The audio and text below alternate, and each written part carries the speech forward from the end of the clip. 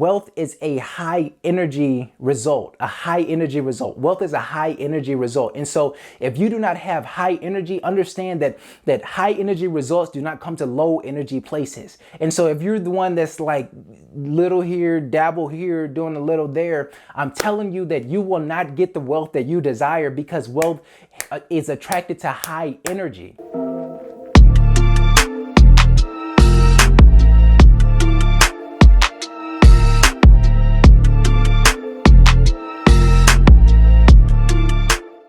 What's going on, BP family? Welcome to another Beyond Prosperous video. I'm so excited that you're here. If you're here or if you're new here, this channel is for entrepreneurs, speakers, coaches, and also course creators. And so this channel, we help you build your knowledge. As you continue to build your knowledge, you build yourself and you build your business so that you can impact the people that you are supposed to impact. And so today we are talking about man should not do business alone.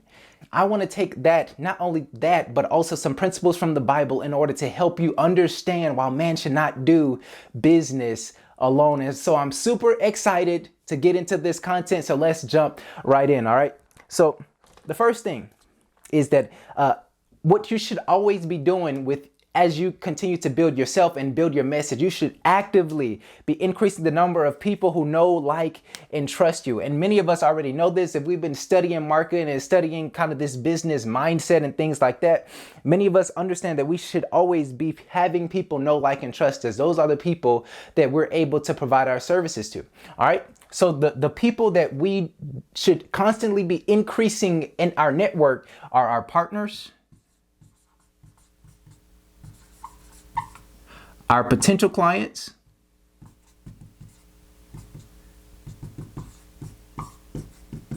or customers, and people who don't know us. All right, so these are three spaces you should be. These are three reasons or three kind of different categories that you should constantly be increasing as you continue on your journey in your business. Why partners? All right. So why partners? Because there is somebody that's created a solution that's called the problem that now you have the solution to. And so when I say that, I'm talking about somebody like, for instance, for Apple, for example, they create the iPhone.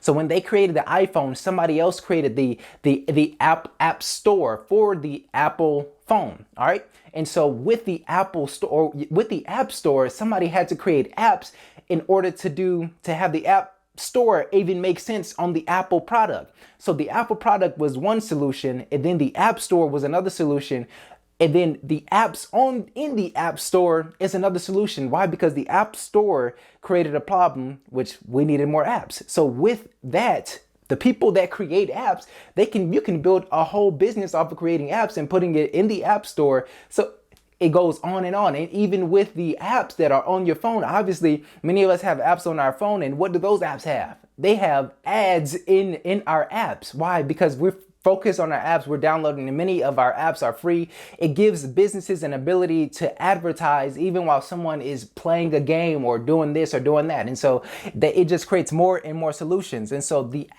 iPhone created a problem that other things solved. And so that's why it's important. You need to find somebody that's created a solution, that's created a problem, and now you are that next solution. Why? Because now their client is now your client. And so it's not, and again, this is not to sell, but it's to understand that you are the next line of solution, right? So if they have a problem, that problem is solved. Now they have another problem. You are that next line of solution. All right. So next we have the potential clients. Potential clients are people that have a need for your solution. So there's a difference between a potential client and a prospect. So many times a prospect is somebody that has no need for what you're selling, but a potential client is somebody that's in the market that actually have a problem and you have the solution to it. All right. So I'm gonna say that again. a prospect is somebody that probably don't even need what you're trying to give them. And so you try to convince them that they need it. But your potential client, they actually need what you have, and they need it at the time that you're selling it. And so you may have to persuade them by uncovering the value of your solution. That's the difference. All right. And people who don't know you, if somebody do not know you, this is why we must constantly increase our activity of trying to get people to know, like, and trust us to build our network. Because people who don't know you, for one, they don't know your message. Two, they don't know your solution that you provide. And so if they don't know your message and they don't know the solution that you provide, they can never buy from you. And so that is why, even with people who don't know you, so partners, potential clients, and people who don't know you, you should constantly be figuring out how to network, how to build these three different categories. All right. And so next, again, this is from a biblical perspective. And so just like as a parent, I love it when I see my daughter and my son playing together and loving on each other. And even when we're out, and they're doing their different activities and they're on the playground and some kid comes up and they play together, like, that feels good. It makes me feel like I did a good job. All right. So, but with us understanding as human beings that we are children of God, then, like, God loves it when he see his children playing nice together. And I mean, in a business perspective, when he see us actually making deals and actually making sense of the things that are going on. So let me make that make sense. All right. So let's say this is you. You are a happy person. You just got paid because you just satisfied your customer, your client, or whatever. You go to the bank. You cash your bank. You talk to the accountant. They cash put your money in the bank, so forth and so on. Let's say the banker go on lunch. They eat their ham sandwich, and they loving it. All right. And then it just kind of goes on. Let's say the person that made the sandwich or that cut the ham, they was a farmer. If you're a farmer, that's a pitchfork, and yeah. All right. And it just keeps on going, because the farmer, they would get a machine that helps them, do this more efficiently. So basically my point is, you as the business person, if you serve clients and you give massages, you're not going to go and build a bank just so you can deposit your money. No, somebody else built the bank so that you can deposit your money. And this accountant, they're not going to go to a farm and go and slice up some ham in order to have a ham sandwich. No, the farmer did that. The farmer is not going to go and build a machine so that he can do it more efficiently, so that he can build and expand his business. No, there's somebody else that's going to do that. So each one of us, we solve a problem in this kind of flow of business, which I'll call the economy. The economy. And so when you're building your business, understand that you are the solution at some point in this process. You have to find out what point that is and where your solution actually comes in, because you are someone's solution, and somebody may have solved the problem before that, but you are someone's solution. So understand, identify, get clear on the problem that you solve. All right. So, and again, the reason that I want everyone to do I want everyone to do well, but the only way to do that effectively is to be able to serve other people. If you're not able to serve other people, then, I mean, my coach say this, that all the money that you desire is in the pockets of someone else. And the thing, understand this, it's okay. It's okay, because when you provide your service, when you serve them, now they are in a position to serve you by paying you because of the service that you offered. All right. So now let's talk about our scriptures for the day. Very easy. 1 Corinthians 12. And the first we're going to go 4 through 7. And I really like this in the King James Version. Let me see. Now there are diversities of gifts, but the same Spirit, and there are differences of administrations, but the same Lord, and there are diversities of operations,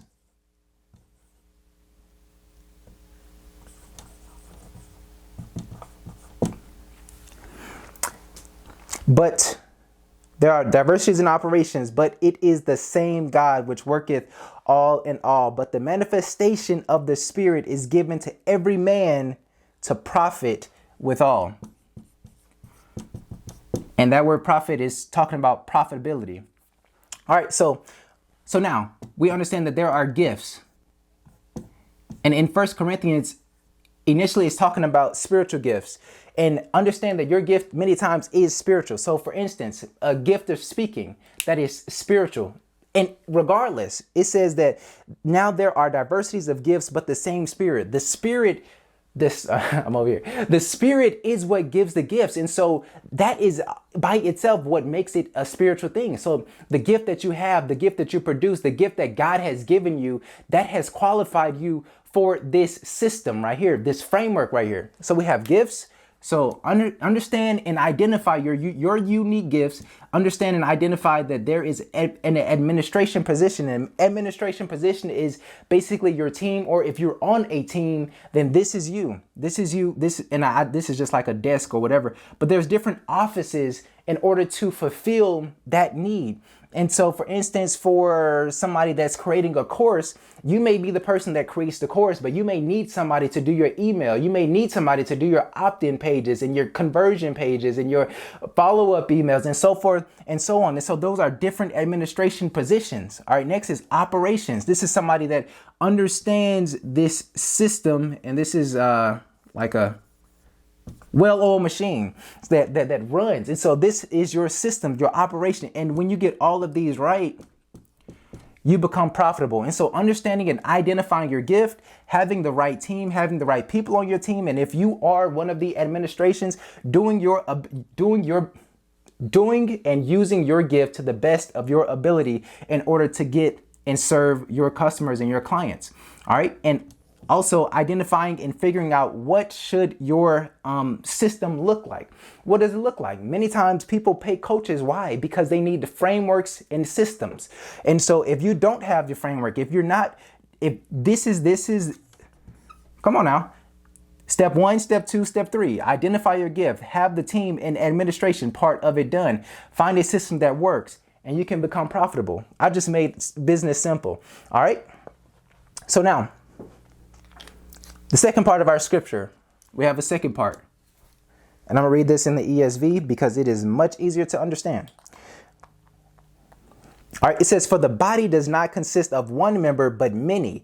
If the foot should say, because I am not a hand, I do not belong to the body, that would not make it any less a part of the body. So understand that you are a part of this body, of this function, of this economy.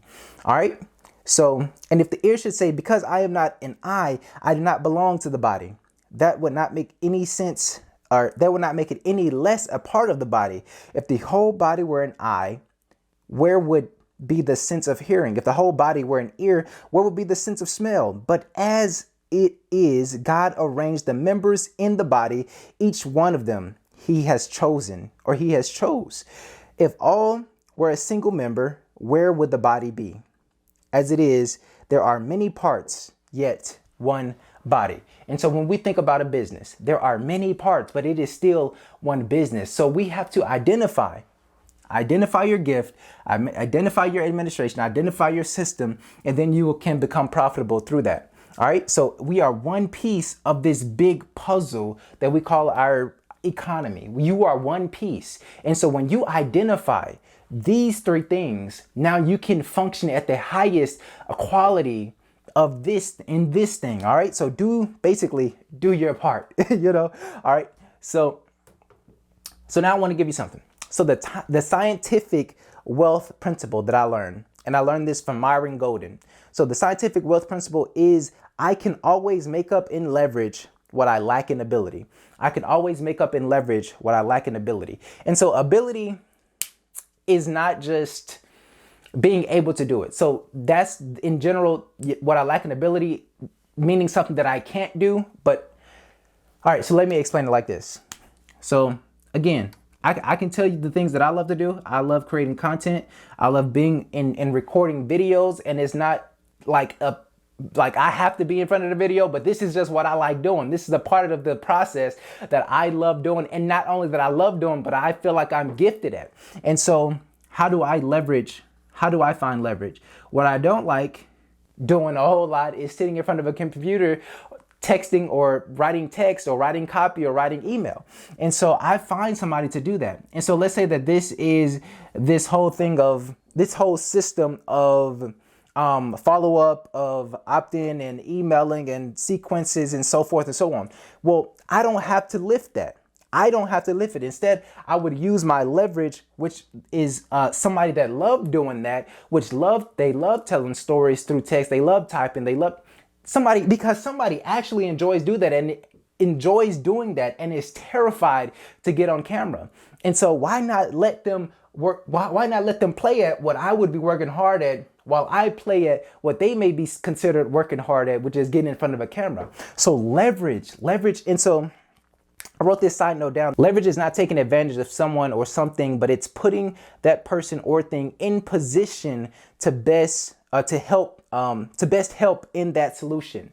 All right. So in this solution, find somebody that can best help you. If you're not the gift, but if your gift is not being that front person, that's okay. Your gift may be administration. If your gift is not administration, you may be behind the scene fixing up systems like nobody's business. You know what I'm saying? You may have this function down packed. These people make money. This person makes money.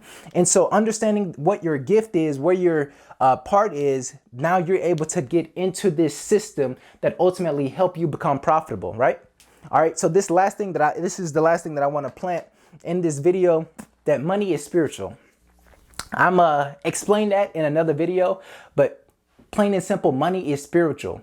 And as I was reading this book called Boss Moves by Myron Golden, he said that wealth is a high energy result, Wealth is a high energy result. And so if you do not have high energy, understand that high energy results do not come to low energy places. And so if you're the one that's like little here, dabble here, doing a little there, I'm telling you that you will not get the wealth that you desire, because wealth is attracted to high energy. And so I need you to get your energy up. I need you to focus. I need you to dig in. I need you to dig your heels in and do what you have to do in order to build the business that you've always wanted, in order to impact the people that you're called to impact. All right. So again, get these 3 things down, identify it, be clear on what you have to do, be clear on what part you play, get people on your team that can help you do the things that you do. And it's not all going to happen in one day. It's not all going to happen in one sitting. But as you continue to build your business, keep these 3 things in mind: your gift, your administration, and your operation, in order to become profitable. All right. So if this was good to you, go ahead and hit that like button, leave a comment, and subscribe for more biblical principles, and also to help you build your business and build yourself so that you can build a business that impacts others, right? So that's what we're here for. We're here to learn and specialize in our thing so that we can serve our clients to the best of our ability. Also, if you are a content creator and you've been creating content and it takes you forever to find different templates, in the link below, in the description below, I have a link that gives you 86 free Canva templates. You should be the one filling the templates, not creating them. So go ahead and hit that button, hit that link, and I'll see you in the next video.